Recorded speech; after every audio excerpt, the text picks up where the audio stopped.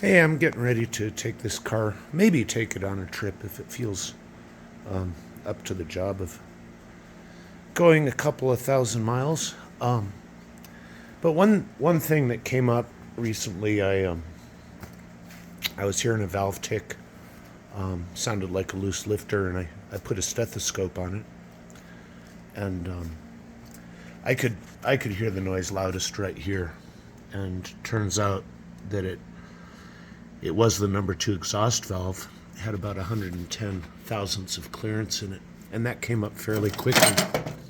Over the course of a couple of weeks, it got louder. So I took it apart last night, and turns out this car has self-locking adjustable lifters, and evidently the self-locking part didn't work so well on this one. I've measured all the valves, and they're all about right, except that one. So I've gone through and adjusted them, and I've never done that before on a Model A. So this is how, after reading a lot of things, some of which seemed kind of complicated, this was my approach to doing it.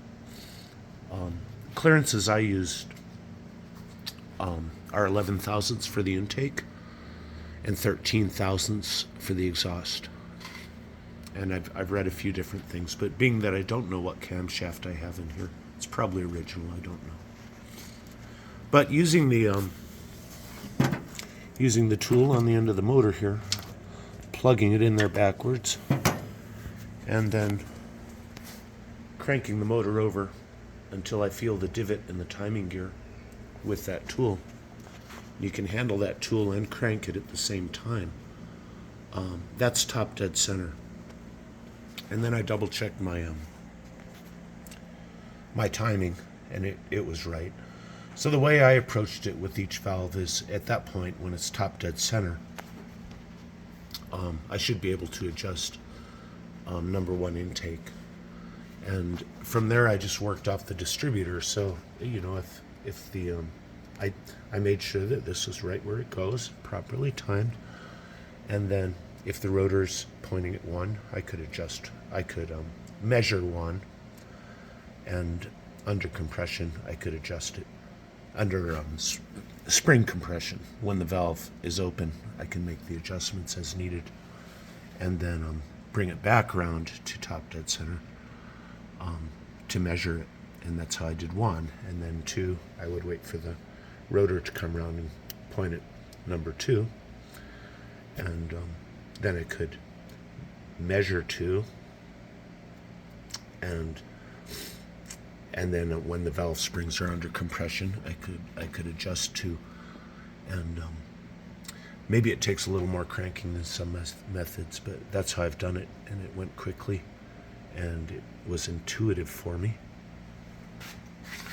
So, what about the supposedly self-locking adjustable tappets? I don't believe them, and this, maybe I'm doing it wrong, but I've talked to a couple old-timers about this, and they agree with me that a reasonable way to prevent this from happening again is get the adjustment where I want it, and with a I've got a good sharp, with a sharp angle on the end, center punch. I'm going to peen the threads to discourage the lifters from opening up again. The only other thing with these lifters, of course, I need to grab the bottom with a 1/2 inch wrench, and then to adjust the top, it's helpful to have a thin wrench. So I've ground this one down so I can get it in there easily. But pretty easy.